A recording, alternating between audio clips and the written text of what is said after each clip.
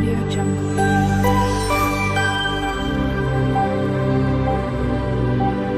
Audio Jungle. Hello everyone, જય શ્રી કૃષ્ણ. મારી ચેનલમાં તમારું સ્વાગત છે. આજે હું પનીર બટર મસાલા બનાવવાની છું. તો એના માટે ગ્રેવીમાં શું શું જોશે એ આ મેં લઈ લીધું છે અહીંયા. તો આ 2 ટામેટાં છે મીડિયમ સાઇઝના. આ 2 થી 3 લસણની કળી છે. અને આ મેં 15-20 મિનિટ પહેલાં જ આ કાજુ 15 થી 20 છે નન. અને આ 1 ચમચી ખસખસ છે જેને મેં 15-20 મિનિટ પહેલાં પલાળીને રાખી હતી. એ પણ હું સાથે જ ગ્રેવીમાં ટામેટાની ગ્રેવીમાં નાખી દઈશ. અલગ અલગ ગ્રેવી નથી કરવાની, તમારે અલગ અલગ કરવી હોય તો કરી શકો. તો અંદર મેં કાજુ અને ખસખસ જે પલાળીને રાખ્યા હતા એ પણ મેં અંદર એડ કરી દીધા છે. હવે આપણે એની ગ્રેવી બનાવી લઈએ. તો આપણી ગ્રેવી તૈયાર થઈ ગઈ છે. ટામેટાં, 2-3 લસણ અને કાજુ અને ખસખસની. તો આપણે એને એક બાઉલમાં કાઢી લઈએ.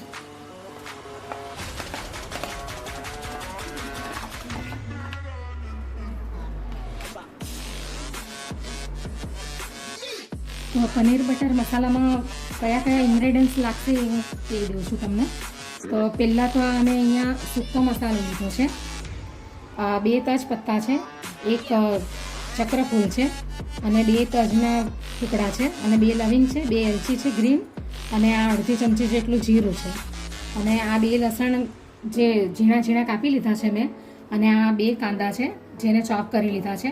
અને આ ગ્રેવી તો પહેલાં બતાવી જ દીધી છે, કાજુ ખસખસ ટામેટાં અને 2 લસણની. અને આ સૂકા મસાલા છે, ધાણા જીરું 1 ચમચી કાશ્મીરી લાલ મરચું અને આ કિચન કિંગ મસાલો છે. બટર પનીર મસાલા નથી, તમારે એ નાખવો હોય તો એ પણ નાખી શકો. અને અડધી ચમચી હળદર છે. આ આદુ લસણ અને મરચાંની પેસ્ટ છે. અને આ કસૂરી મેથી છે, આ સૂકી.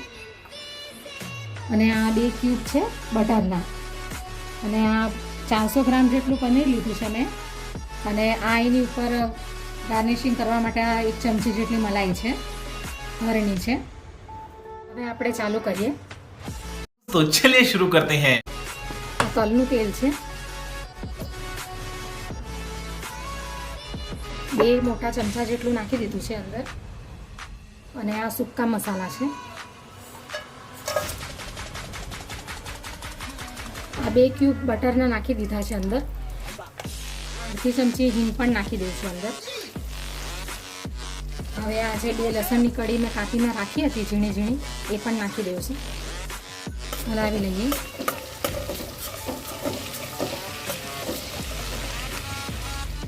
હવે જે આ 2 કાંદા મેં ચોપ કરીને રાખ્યા હતા એ પણ અંદર એડ કરી દઉં છું. કાંદા સરસ રીતે બરાબર ચડી જાય એટલા માટે આ 1 ચમચી મીઠું નાખી દઉં છું અંદર. સ્વાદ પ્રમાણે નાખી દઉં છું અંદર. કાંદા થોડાક બ્રાઉન કલરના થોડાક હલકા થઈ જાય એટલે પછી હું આ પ્યુરી નાખી દઈશ, ટામેટાં અને કાજુ અને ખસખસની. આપણે એને મીડિયમ ફ્લેમ પર જ ચડવા દઈશું.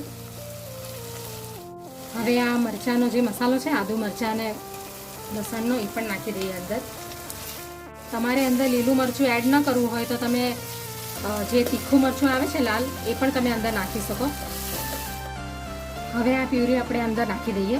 મેં ગેસ ધીમો કરી દીધો છે, સ્લો, એટલે કે આ બધા છાંટા ઉડે નહીં એટલા માટે.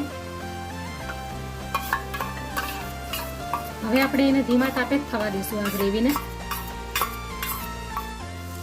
સારી રીતે એને મિક્સ કરી લઈએ. હવે આ મસાલા પણ અંદર હું નાખી દઉં છું.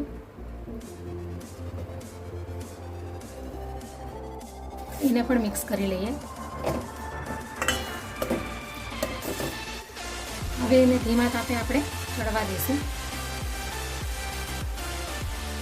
ગ્રેવી બરાબર ચડી જાય પછી થોડું અંદર પાણી હું એડ કરીશ.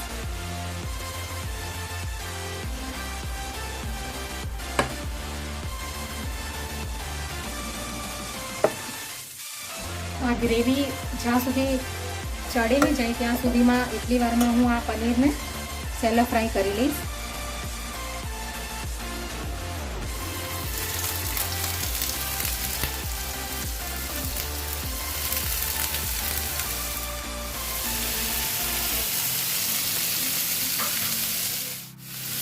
પનીરને એમ જ નાખવું હોય તો એમ જ બી નાખી શકો, અને આવી રીતે સેલો ફ્રાય કરવું હોય તો આવી રીતે બી કરી શકો. મેં તેલ નાખ્યું છે અંદર, તમે બટર નાખવું હોય તો બટર બી નાખી શકો તમે. થોડુંક અંદર ઉપરથી થોડુંક મીઠું નાખીશું, થોડુંક મરચું નાખીશું કલર માટે.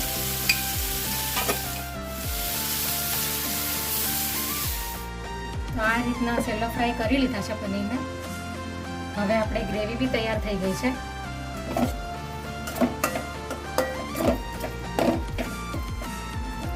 હવે આપણે આની અંદર થોડું પાણી એડ કરીશું અને પાછી 1-2 મિનિટ માટે ચડવા દેશું ને પછી પનીર અંદર એડ કરશું.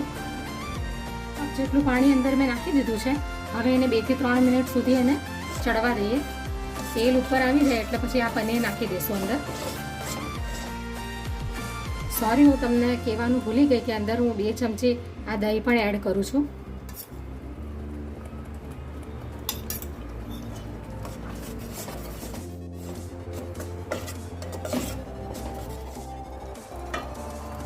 હવે આપણે આ બધા પનીર અંદર એડ કરી દઈશું.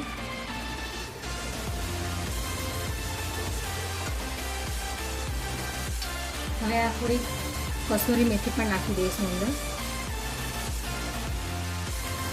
હજી બી તમને એવું લાગતું હોય કે થોડું જાડું ગ્રેવી જાડી છે તો તમે હજી બી થોડું પાણી અંદર એડ કરી શકો. 2 મિનિટ માટે મેં એને ઢાંકીને મૂકી દીધું હતું. 2 મિનિટ થઈ ગઈ છે. હવે એની ઉપર આ કોથમીર નાખી દઈશું. આ ઉપરથી આ જે મેં ઘરની મલાઈ કાઢીને રાખી હતી એ પણ હું અંદર નાખી દઉં છું. થોડીક ગાર્નિશિંગ માટે નાખીશ. હવે આપણે ગેસ બંધ કરી દઈએ. તો હવે આ રેડી થઈ ગયું છે. એને હવે હું આ બાઉલમાં કાઢી લઉં છું, સર્વ કરી લઉં છું.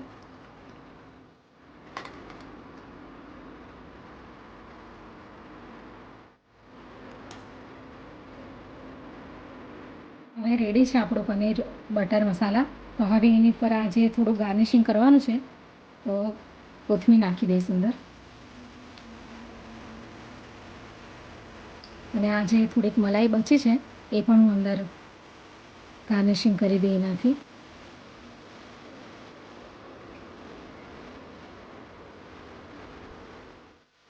તો તમે આને રોટલી, પરાઠા, નાન, તંદૂરી નાન કોઈ પણની સાથે તમે આને ખાઈ શકો.